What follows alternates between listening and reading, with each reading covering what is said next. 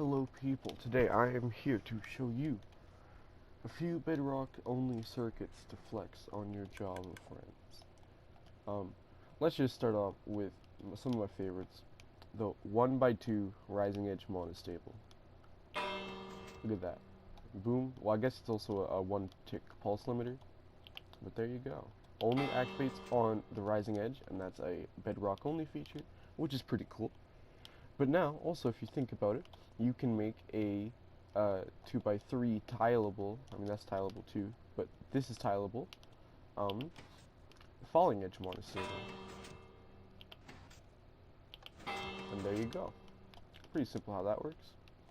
Now we have here a randomizer. It's not like the best randomizer, but like it is random using the random update order. What I'm thinking is on Java is that this would just act like a T flip-flop, but on Bedrock it's random whether it switches or stays because they're both happening at the exact same time. I hope I've clicked this enough times to show you that it's pretty random. And here's a different randomizer going based off the same principle.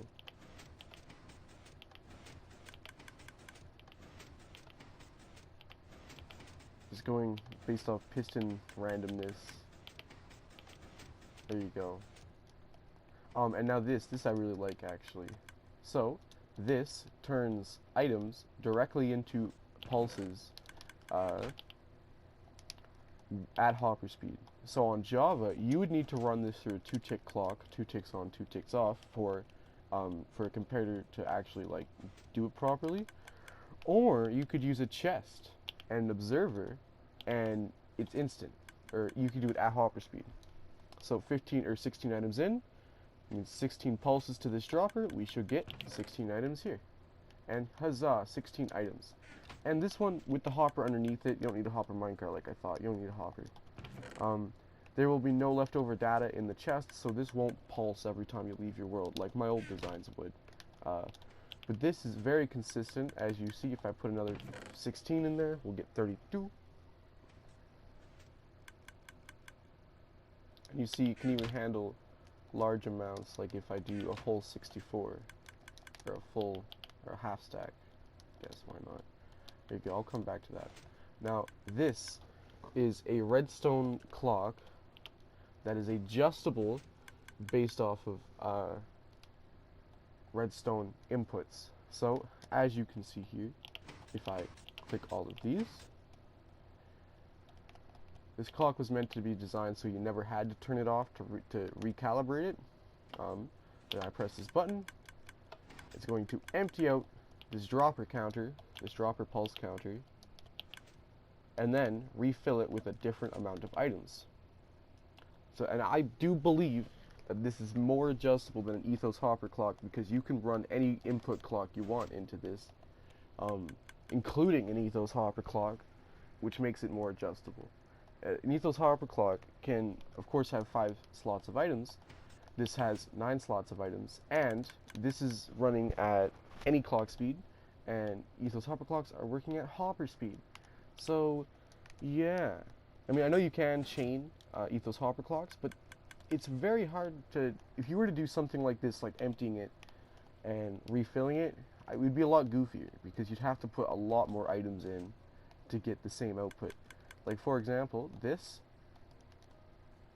pulse is,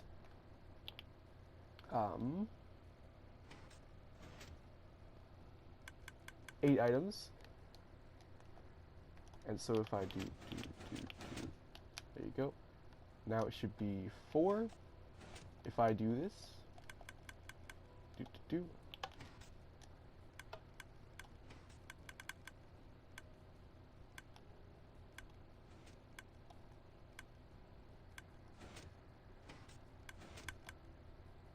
Alright, now, look in here, we should see that 4 items end up in this thing. So now, every 4 times however often our clock is ticking, we'll get an output. And yes, this thing is huge, but I love these things. I made like a whole bunch of them for my chicken tower defense game.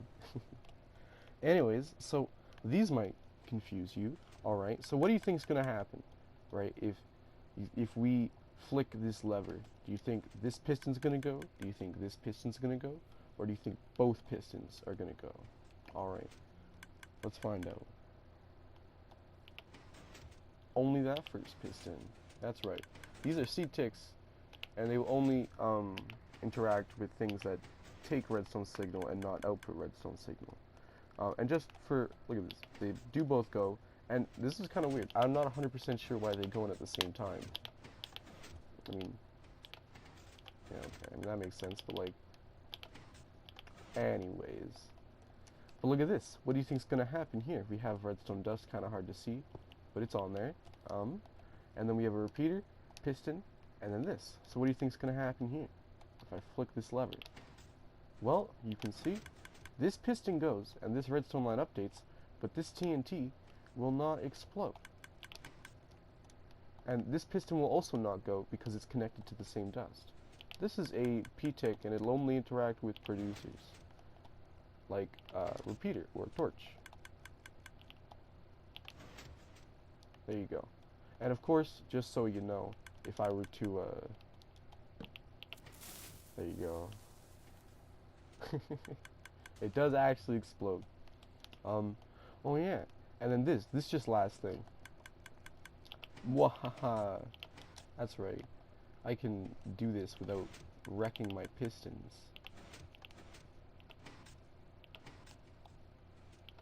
Oh, look at that. I bet that would goof a lot of crazy stuff. I mean, I don't know. I've actually only played a very small amount of Java Redstone.